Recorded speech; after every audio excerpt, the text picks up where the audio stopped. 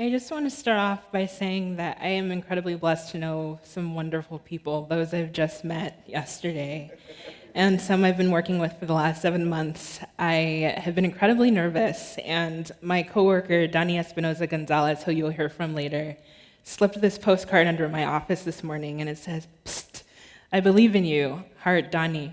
And that is the most amazing thing, so thank you. Thank you so much. So I was always told that I have a way with words.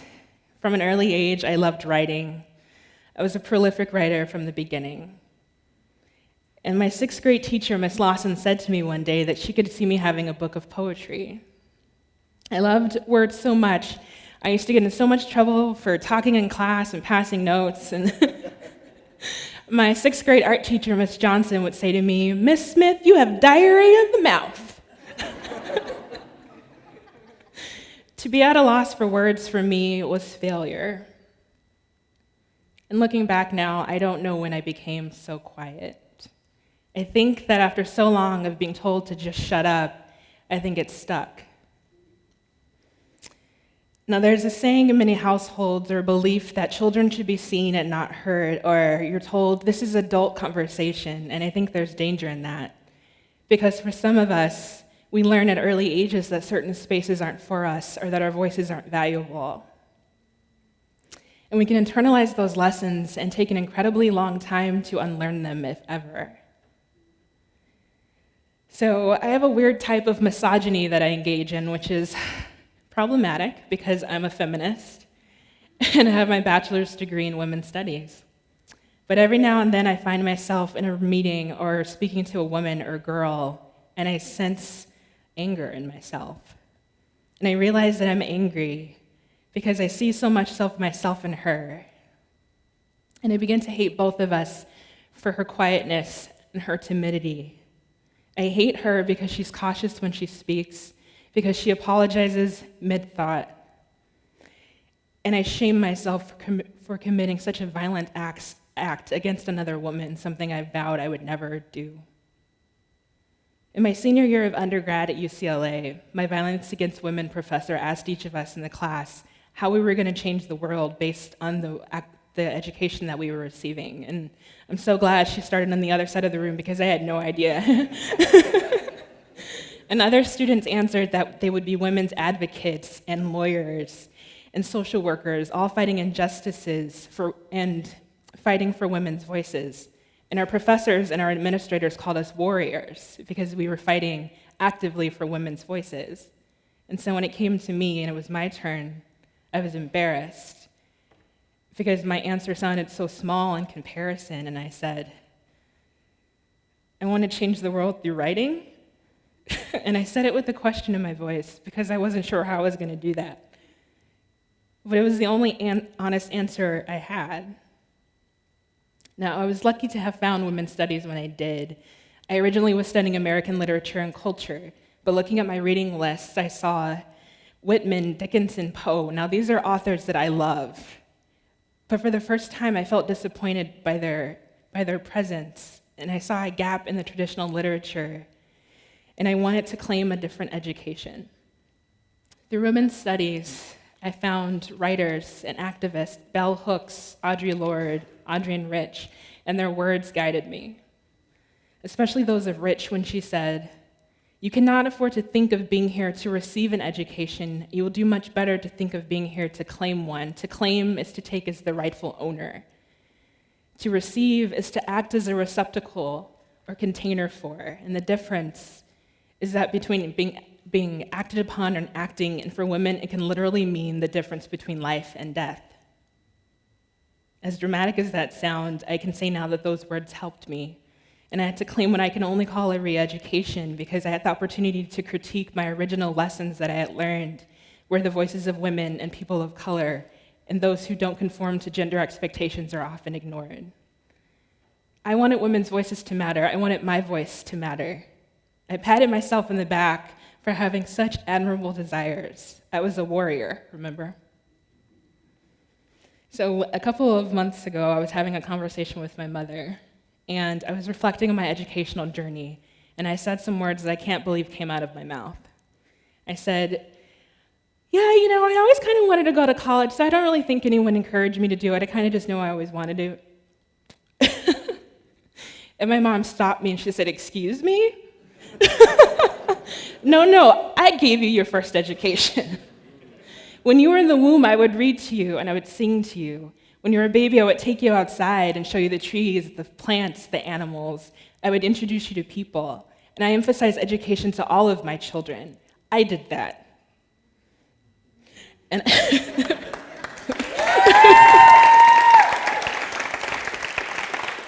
and I, of course, was silenced once again. But it was my own narrow definition of education that rendered my mother's lessons invisible. Because she never graduated from a 4-year college, I thought there was no space for her in my education, in my knowledge. And how truly ignorant of me, this progressive thinker, to feel that the only education worthy of being claimed comes from people with credentials, from voices inside books, or those behind podiums. But it's not those professorial voices that speak loudest to me anymore. I hear when my mother said to me, I wasn't really encouraged to do or be anything, or when my grandmother explained, you can't give what you didn't get. My parents barely made it out of 8th grade. In both of their accounts of how taking care of their children was their goal. And now I stand here, I'm 29 years old. By my age, my mother was well into her second marriage. She had 4 children, and she was bringing us up in the church. My grandmother became a grandmother at 31 years old. Now, like I said, I'm 29, and most days I can't even remember to eat breakfast in the mornings. And I currently have 4,300 emails that are unread in my inbox. But they relinquished college because their mission was greater. They were building the future. How dare I be ashamed of that? So many times I felt I went to college for them because they weren't able to. I felt that I was paving the way. What I didn't realize was that the way was already marked for me. I just couldn't see the lines. I wouldn't see the lines. They are warriors, and not because a women's studies professor told them so. Now, I've heard it said that you can write yourself toward many things, to freedom, to a fulfilling life, to healing. But my most important writing assignment was one I gave myself, and it was a nonfiction creative writing seminar in graduate school here at Western. And so I gave myself kind of a morbid assignment, and it was to write my grandmother's eulogy. Now, that may not sound very morbid, except for that my grandmother is very much alive, and she's sitting here in this audience. But in a sense, I was writing her eulogy in advance, thinking what I would say about her after she died, and I began with, Luana Arnett McDowell was born in 1944, the eldest daughter of Cora, Ned, and blank space, question mark, McDowell. And I paused with my fingers over the keyboard when I realized I didn't even know my great-grandfather's name. And I wanted to honor my grandmother's strong history because it's a good one. And in the 1960s, which was a pivotal moment for Black women, my grandmother had an assumed identity, Patricia Jackson. And she was Black and proud, carefree, a strong single mother. And I wanted to honor her, but when the facts ran out, I invented what I didn't know. As I struggled through this piece with a series of strike-throughs and blank spaces, I realized I knew nothing of my family's history. Worse, I hadn't wanted to know. Now, like a lot of families, we don't have documentation telling us where we come from. We rely on oral history, so when our ancestors pass on, they take those stories with them unless we claim them.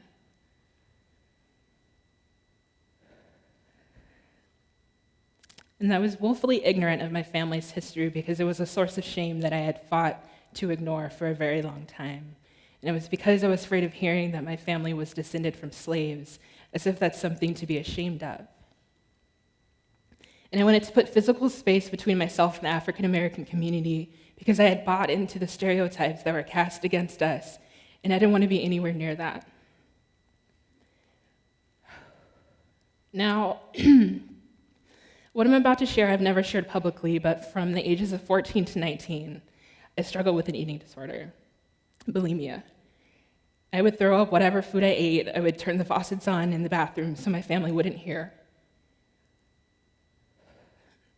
And once during a dental checkup in college, the dentist noticed that I had had advanced dental decay for someone my age. And he didn't know why, but I knew why. It was because the stomach acid had eroded my teeth, but my shame kept me silent. I would cut out pictures of what I wanted to look like at 125 pounds, 115 pounds, 110 pounds. Basically, I wanted to shrink. Now, I'd like to say that I've recovered from that, but though I'm no longer purging, I can still say I'm suffering. And when I found out that I was going to speak here at TEDx, I looked at the calendar and I calculated 7 weeks until today. And I thought, how much weight can I lose until then? Now, the desire is not just physical. The desire to shrink is not just physical, it's mental. And in my final quarter of graduate school, I created a course called Social Commentary Through Verse. And in that course, I wanted to teach all the writings that I should have been reading as a kid. So I filled my syllabus with Chimamanda Ngozi Adichie, Lucille Clifton. But then I started to feel guilty. So I started adding male writers to the syllabus, poet Anis Mojgani, Junot Diaz. And I wondered, why do I feel guilty wanting to hear the voices of strong women of color, other people of color? Why do I feel guilty for existing? But I think that shame is understandable considering internalized depression as it is. In fall 2011, when I was in my second year teaching English 101 here at Western, I had a student come to my office. She sat quietly in my office, and she said, it was at the beginning of the quarter, and she said, "Can I ask you a question? Are we going to be talking about race in this class?" And the question caught me so off guard, I started stumbling, and so I started looking through the syllabus at the readings that I had prepared, and I said, "No, I don't think so. Do you mind telling me why?" This girl had been the only Black person in her classrooms when she was growing up. And I remember one day, she told me, during a lesson, her teacher, when they were talking about slavery, her teacher stopped in the middle of the class and said to her, "If this makes you uncomfortable, we don't have to keep talking about this." And when she told me that story, I could feel the embarrassment in her voice. And I wanted to say to her, and I sat there and I looked at her, this girl who might as well be me, just 10 years my junior, and I wanted to say to her, "Don't you know where you come from? You should be proud of that." But I didn't know, and I wasn't. And I was still learning to be not ashamed. Now there's a proverb that reads, "Each one reach one, each one teach one. What you do not know, you must learn, and when you learn, you must teach." Now the author of that proverb is unknown, but it has origins in Africa. And its most well-known connotation stems from when slaves were denied access to education. And when one slave would secretly learn to read, they would teach another and another. And when this student in my office confessed that I was the only Black teacher she had ever had, and here I am, I'm a graduate teaching assistant, not even a professor, and I'm trying to teach what I'm still learning, I realized my mere presence in that classroom gave her something to admire. I made an impact on her. By just taking up space with my body, and my skin I always thought was too brown, on these thighs that I always thought were too wide, holding myself up with this body that I never felt comfortable in, beneath hair I always thought too unruly, I realized I mattered to her, just one person to another, just by taking up space. 9 years ago, when I said I wanted to change the world through writing, I didn't know what it meant, but I think I do now. Those lines were already on the page, I just had to fill the blank spaces. And in the last few years, I've been writing my way to something that I had turned my back on. I created a series called How I Learned the Rules of Black Womanhood, and in the process, I have begun to realize I'm only where I am today because of those who came before. And when I look at my graduation picture, and I see my mother on my left and my grandmother to my right, and I love this as a visual book because I'm so much taller than they are. And so I just think that I am only where I am today because of the shoulders on which I stand. And they literally bent their bodies to get me here, and it's a posture that they've gotten used to for decades and their ancestors before them for centuries. Now, I don't know if I'm changing the world, but I do know once that at an open mic, after sharing my poetry about the history of sexual violence that I've experienced and that I've witnessed, a woman, a stranger, came up to me with vulnerability visible in her face and said, "We need more strong voices like yours. Thank you." And I sure didn't feel strong. Not with my body shaking much as it is now, and my crippling fear of speaking that is so bad that I've been struggling with insomnia and panic attacks for the last several weeks, and I had to beg to have a script and a podium to speak with you here today. But I'm not doing this for me. I'm doing this for that one person who doesn't feel that they have a voice, that they don't feel as though they have a space. I'd like to leave you with one more story. There was an elderly gentleman named George in my creative writing program, and he was in his 60s, and he was kind of out of place because those of us in the program were all in our 20s. And I remember the first day of class, he looked across the room at me and said, "I'm so excited to see you. When I was growing up, I never had any Black people in my classroom." And I didn't know how to react to that, and to say that I was embarrassed was an understatement. And as the year went on, no one really talked to George. We laughed, of course, when he would share his kind of sexual poetry that made us all uncomfortable, but that was about it. But one day I saw George packing up his bag after class, and he was alone, and I felt saddened, and I wanted to speak to him, so I walked up to him, and I started a conversation. Shortly after, I received an email from George on April 24th, 2012.